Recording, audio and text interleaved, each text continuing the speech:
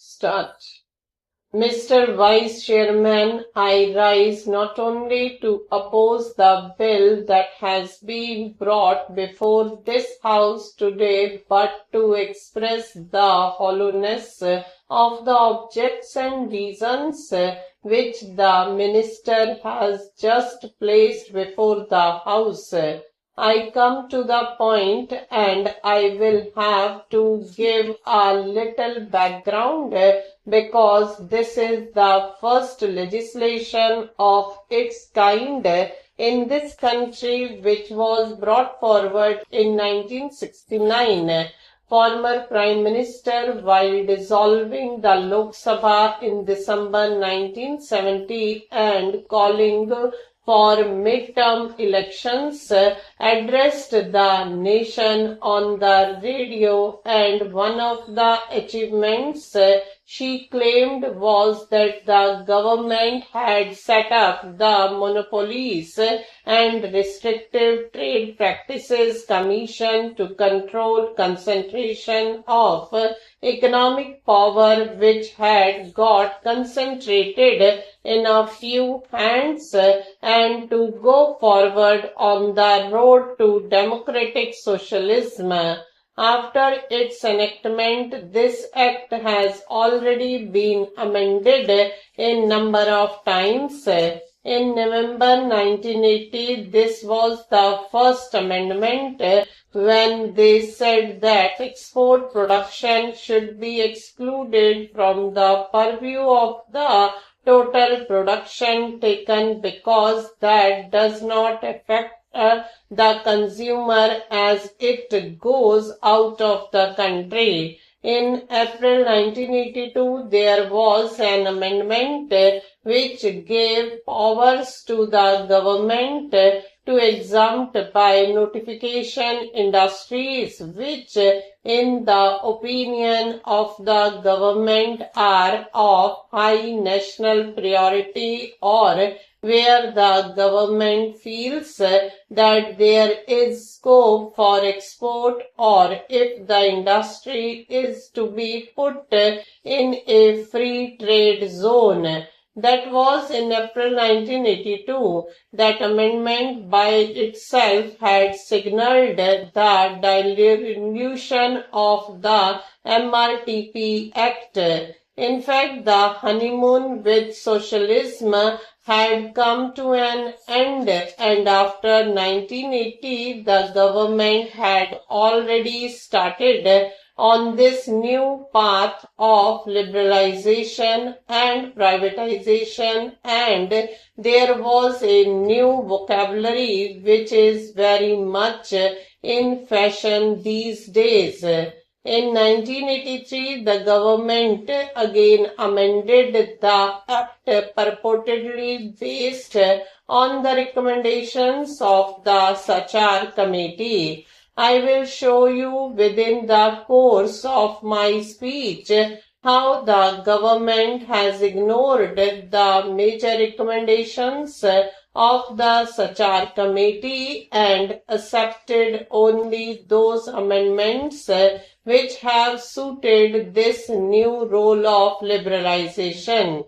At the outset, let me tell you that this bill before the House is the last nail in the coffin of the MRTP Act 1969. Sir, it would have been much more honest to bring a simple legislation saying that this House hereby repeals the MRTP Act 1969. That would have been a much more honest way of doing what we are today being asked to do. The minimum I expect from the minister is that an economic legislation or such far-reaching consequences should be referred to a select committee. In this house and in the Lok Sabha, also from the time of Pandit Jawaharlal Nehru, there has been a very healthy practice that every complicated piece of legislation is referred to a select committee. In recent times, the government has given a total go-by to the system. Last year, both the Houses of Parliament passed the Direct Taxes Bill without even understanding the clauses, and the government and Parliament were embarrassed later because that cannot be implemented and it has to be amended again.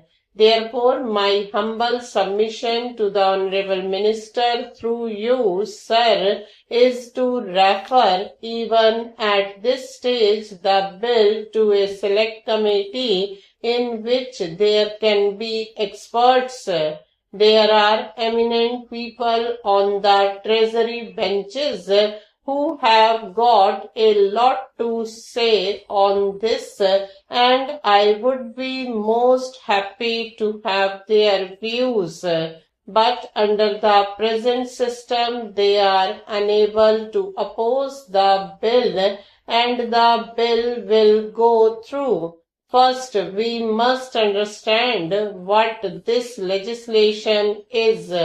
Unlike the Companies Act or the Income Tax Act, which are acts to regulate business, this act was an act meant to restrict a few business houses so that the others could be free. Therefore, today, if you lift the restrictions on these business houses, it is not liberalization, but it is restriction to the vast majority of small entrepreneurs. The phraseology itself is wrong, and the impression created is as if they are loosening. We are allowing these powerful people to have a hold on the small entrepreneurs. That is what we are doing under this act. So the term liberalization indicates as if the government is reducing its power.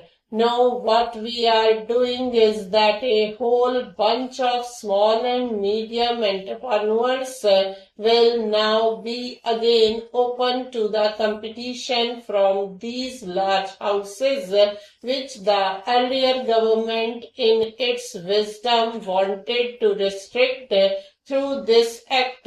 So first we must understand what we are doing.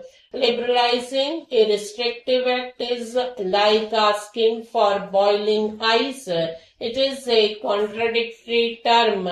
You cannot liberalize the MRTP Act. The Monopolies and Restrictive Trade Practices Act can only be tightened or repealed. Liberalizing that act means negating it. Stop.